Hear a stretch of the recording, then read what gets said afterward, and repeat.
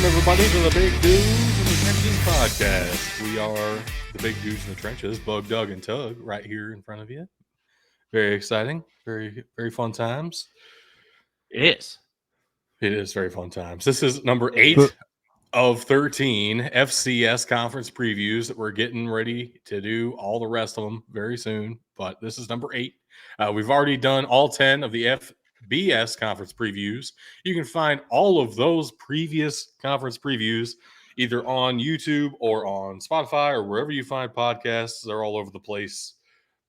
If you're looking for a podcast, I'm sure you know where to find a podcast at this point. It's not that hard. But you can also find links to our other stuff all over the place. The description of the podcast, probably like you scroll down on Spotify, there's all sorts of links to our social medias and stuff. And in this very episode, get excited because Tug's going to read them off to you later. It's so fun. Yes. Doug, I got to say, I love the Delaware State hat. I do too. It's very beautiful.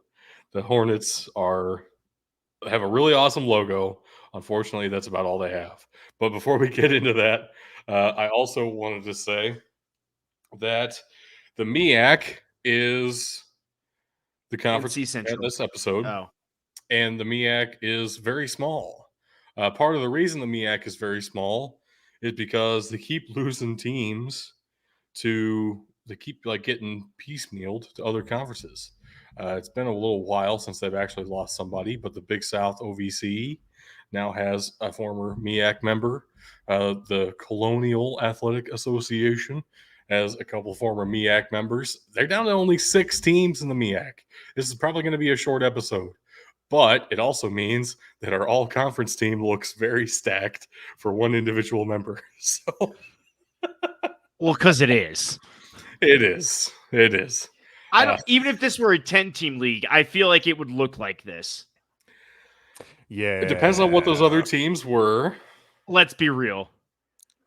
I mean, North Carolina Central is not like that good. Like, I wouldn't put them competing with, South Dakota State this year.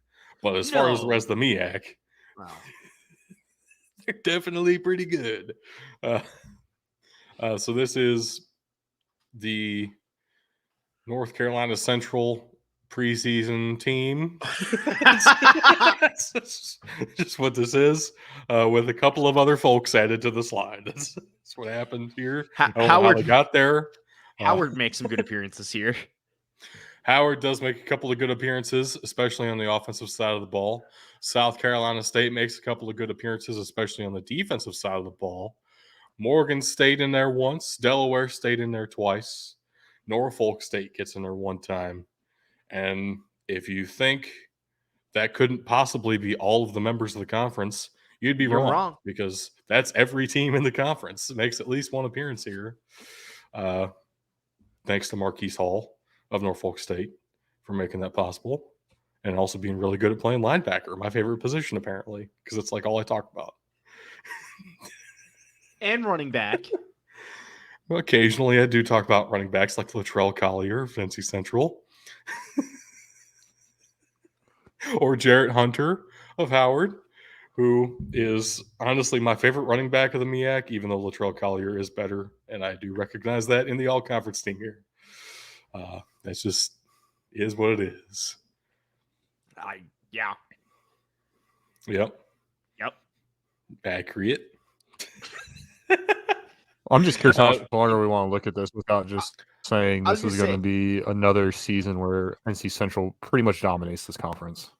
Yeah. That's. I mean, most likely that's exactly what's going to happen. Yep. I do want to say, though, a huge shout out to South Carolina State's defensive line. I think it's going to be phenomenal. And if you're looking for good defensive line play, I seriously recommend them going out of your way to watch South Carolina State.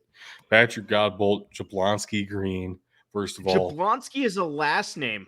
Like, Ricky Bobby had 2 first names, and here's Jablonski Green with 2 last names. It's amazing. I don't think Jablonski should be any sort of name for any reason, anywhere, but it is, and it's cool. So that's one of the defensive linemen for South Carolina State. And then the other one is Godbolt. I wish my name was Jablonski. So we can start calling you that if you'd like. Dude, I would 100% alright. if I knew Patrick Godbolt would just call him Zeus.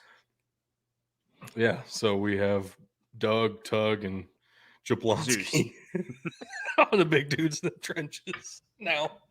And I think too, like, yes, we already kind of said it's NC Central's conference to win, but I didn't mean to do that yet. Looking at the top 4 players in this preseason all conference team, those are kind of the 4 guys that basically led them to that comeback victory in the Celebration Bowl last year. They were down and out, and then on the backs of these 4 dudes, they came back and beat Jackson State, forced it to overtime, and won it there.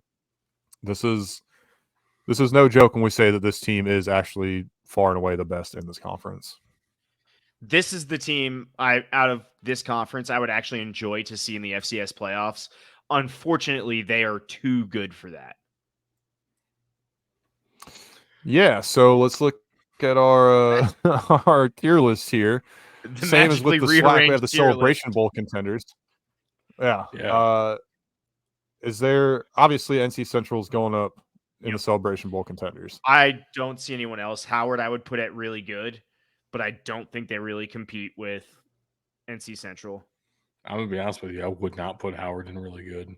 Where'd you put him? I think there's a tough out, pretty significant gap between NC Central and Howard. I can get on with that.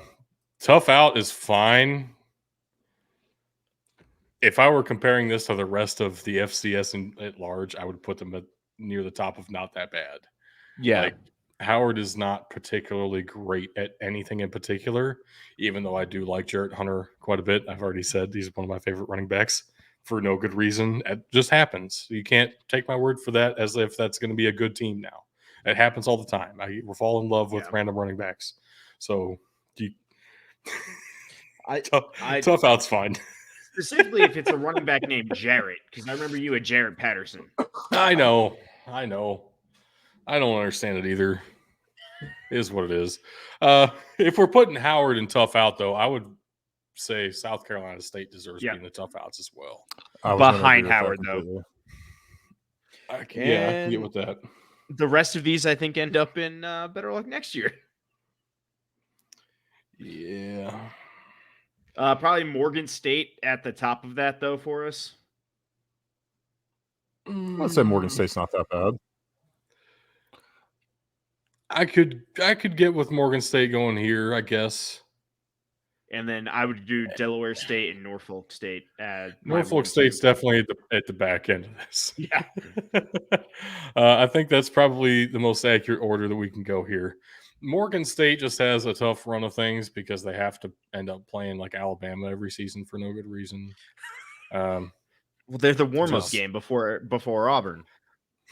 Yeah, it's just brutal. I don't expect a whole lot out of Delaware State, out of Norfolk State. Honestly, out of Morgan State either. So this is extremely top-heavy conference. Even I would say even more so than the SWAC, who we just did, where we only had a couple of teams at the top and everybody else at the bottom.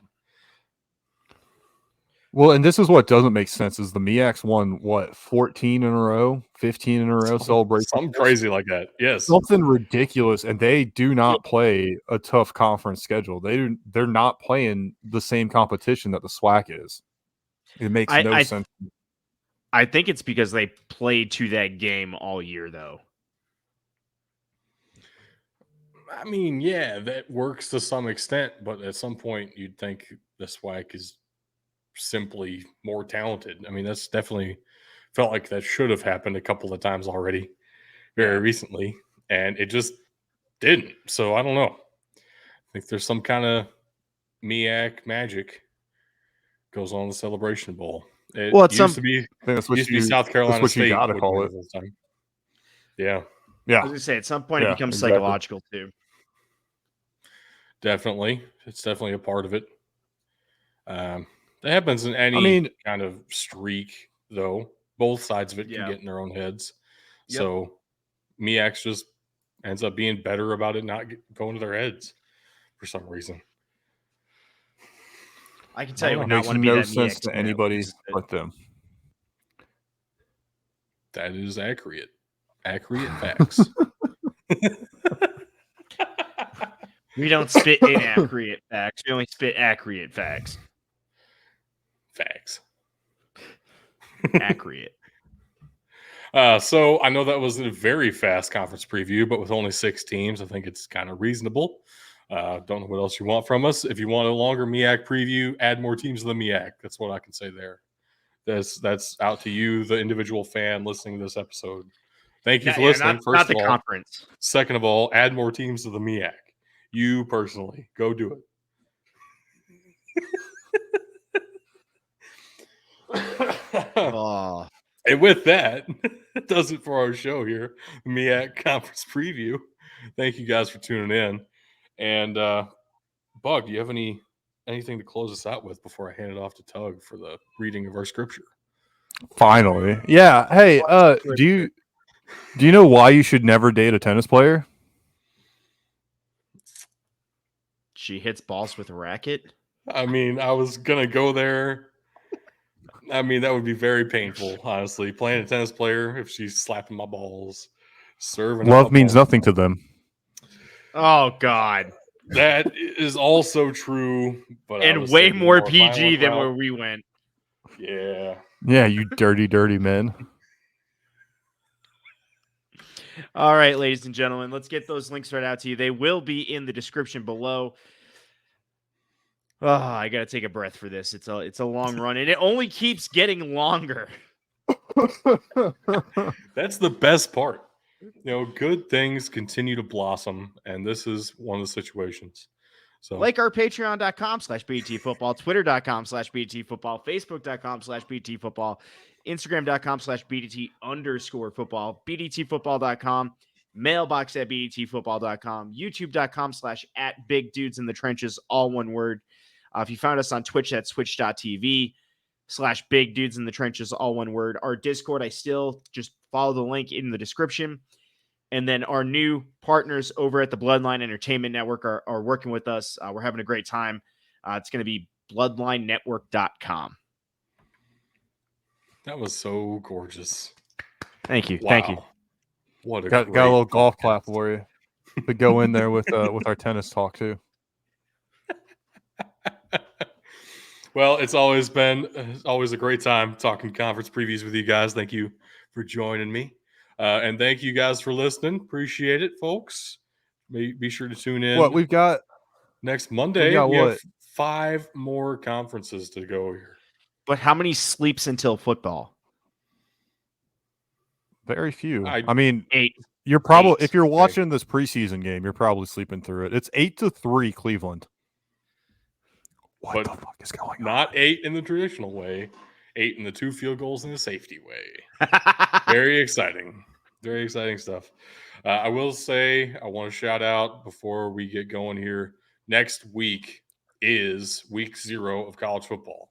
So Monday, we have the last 5 of our conference previews. And then Thursday, come back here on Twitch, and we'll have our preview of week 0 of college football. And then on that Saturday, I will be in Nashville, Tennessee, watching the Hawaii Rainbow Warriors taking on the Vanderbilt Commodores. And it's going to be a great time, depending on who you ask. So tickets were $9. At a high school. Almost here. At a local high school. Football's almost here. Tickets were $9. So it's going to be a great time. I would. Shit, how much are flights? From, I don't know. Too expensive out of Rapid City. I promise you, too expensive. Probably more than $9. I'm going to wager. All right, ladies and gentlemen, that is all the time we have on the show today. Thank you for watching and or listening. And just remember, you can't win a game if you can't win in the trenches.